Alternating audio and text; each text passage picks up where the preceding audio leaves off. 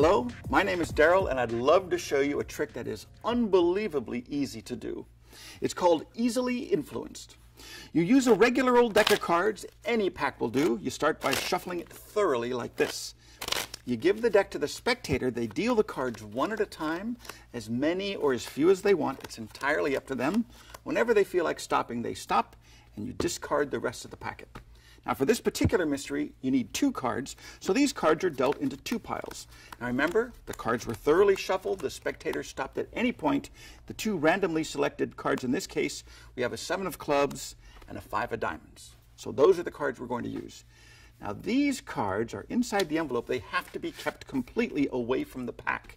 The reason for that is because these cards are easily influenced. Allow me to demonstrate. If I take the 5 of diamonds, which is a 5, place it on the packet, give a little squeeze, all of the cards are 5s.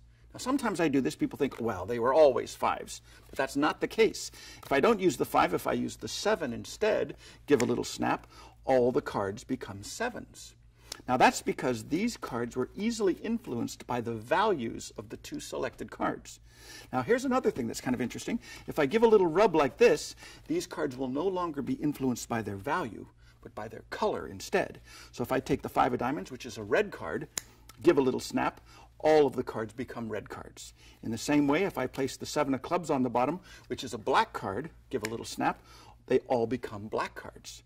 So isn't that interesting? These cards can be influenced by the value or the color of the randomly selected cards. But the strangest thing of all is if you get rid of these cards, without any cards to influence these, they actually do not have an identity of their own. In fact, if you look closely, you'll see that they are totally messed up. This one looks like that. This one looks like this. This one looks like this.